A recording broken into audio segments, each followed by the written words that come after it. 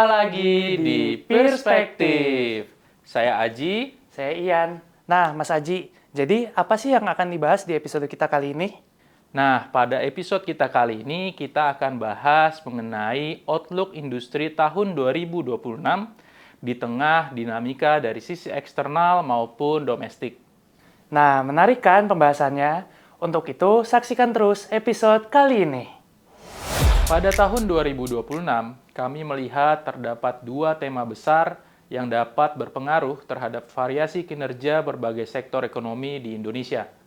Tema tersebut antara lain adalah potensi dampak dari terus berlanjutnya penerapan tarif Amerika Serikat terhadap berbagai produk ekspor Indonesia, serta kebijakan relokasi anggaran pemerintah untuk mendukung program-program prioritas pada tahun 2026 seperti makan bergizi gratis.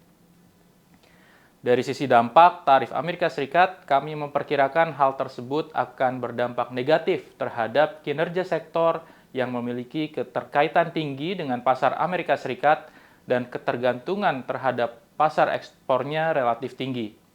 Hasil analisis kami menunjukkan bahwa terdapat 7 subsektor yang memiliki kriteria tersebut, yakni 1. Kulit dan alas kaki, lalu ada tekstil dan garment, furniture, mesin dan peralatan, produk karet dan plastik, produk logam komputer, peralatan listrik dan elektronik, serta kayu dan produk kayu, yang seluruhnya berada di dalam sektor manufaktur. Penerapan tarif Amerika Serikat kami perkirakan akan berdampak terhadap menurunnya permintaan sejalan dengan harga yang relatif lebih tinggi dibandingkan sebelumnya. Selain itu, meski Indonesia berhasil menegosiasi tarif menjadi lebih rendah, perbedaan tarif dengan pesaing-pesaing Indonesia lainnya juga cenderung tidak signifikan, sehingga tidak ada potensi peralihan permintaan dari negara yang dikenakan tarif lebih tinggi ke negara dengan tarif lebih rendah. Selanjutnya, dampak relokasi anggaran pemerintah untuk mendukung program makan bergizi gratis. Berdasarkan simulasi kami, program makan bergizi gratis hanya memiliki dampak relatif kecil terhadap perekonomian, dengan asumsi bahwa program makan bergizi dibiayai melalui realokasi belanja pemerintah, sehingga tidak ada tambahan permintaan baru dari konsumsi maupun investasi terhadap perekonomian secara keseluruhan. Perhitungan kami menunjukkan bahwa tambahan pertumbuhan PDB dari program MBG ini hanya sekitar 0,1%. Selain itu, karena permintaan direalokasikan antar sektor, beberapa sektor memperoleh manfaat, sementara sektor lainnya mengalami penurunan. Simulasi kami menunjukkan bahwa 5 sektor yang paling diuntungkan dari program ini adalah jasa penyediaan makanan dan minuman, industri makanan dan minuman, peternakan, tanaman pangan, dan perikanan. Sementara itu, 5 sektor yang paling terdampak negatif oleh program ini adalah administrasi pemerintahan, pertahanan dan jaminan sosial wajib, konstruksi, pertambangan dan penggalian lainnya, kayu dan produk kayu, serta industri bahan galian bukan logam. Kami memperkirakan pertumbuhan ekonomi Indonesia pada 2026 akan terakselerasi menjadi 5,12%. Namun, dengan memperhatikan dinamika eksternal dan domestik yang disampaikan sebelumnya, kami memperkirakan terdapat variasi kinerja antar sektor sejalan dengan hal tersebut. Dari sektor primer, kami memperkirakan pertumbuhan sektor pertanian masih akan relatif tinggi dibandingkan dengan rata-rata 5 tahun terakhir.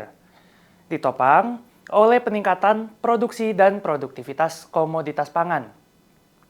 Selain itu, kami juga memperkirakan adanya peningkatan produksi kelapa sawit di 2026 sejalan dengan tingginya aktivitas pemupukan yang terjadi pada tahun ini dan tahun lalu. Sementara itu, untuk sektor pertambangan, kami perkirakan akan kembali tumbuh setelah terkontraksi di tahun 2025, meski tidak lebih tinggi dari rata-rata dalam 5 tahun terakhir. Sektor pertambangan batubara, kami perkirakan masih akan tertahan, akibat arah kebijakan pemerintah yang mengurangi produksi. Sementara itu, pertambangan biji mineral masih akan tumbuh, sejalan dengan masih meningkatnya kapasitas produksi logam nikel domestik. Selain itu, pertambangan biji tembaga kami perkirakan akan kembali meningkat di paruh kedua 2026 setelah sebelumnya mengalami gangguan pada tahun 2025 sehingga dapat mendorong pertumbuhan. Dari sektor manufaktur, meski kami perkirakan akan terakselerasi di 2026, kinerja dari masing-masing subsektor kami perkirakan akan bervariasi. Kami memperkirakan subsektor manufaktur yang bergantung pada pasar domestik akan tumbuh lebih baik seiring dengan kondisi perekonomian domestik yang resilient. Lebih lanjut, adanya implementasi program B50 serta peningkatan produksi minyak kelapa sawit akan mendorong akselerasi pertumbuhan dari industri makanan minuman serta industri kimia yang merupakan dua kontributor terbesar sektor manufaktur kita. Selain itu, penurunan suku bunga lebih lanjut di 2026 dapat menginsentif aktivitas investasi dan konsumsi, sehingga dapat mendorong permintaan untuk manufaktur penghasil barang modal dan barang tahan lama.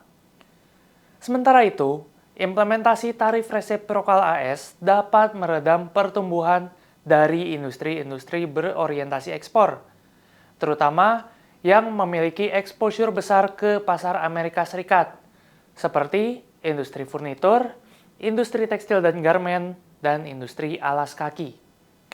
Lebih lanjut, kami juga memperkirakan pertumbuhan sektor tersier akan ternormalisasi di 2026, meski masih tetap lebih tinggi dibandingkan pertumbuhan ekonomi nasional.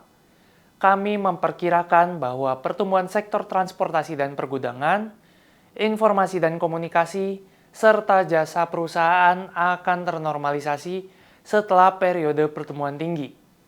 Selain itu, kami memperkirakan sektor penyediaan akomodasi dan makan minum juga akan melambat seiring ekspektasi kami atas berlanjutnya pembatasan perjalanan dinas pemerintah di tahun 2026.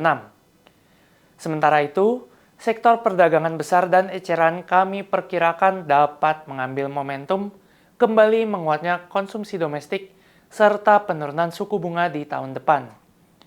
Selain itu, sektor jasa keuangan dan asuransi juga kami perkirakan akan terakselerasi seiring dengan ekspektasi kami terkait suku bunga yang lebih rendah.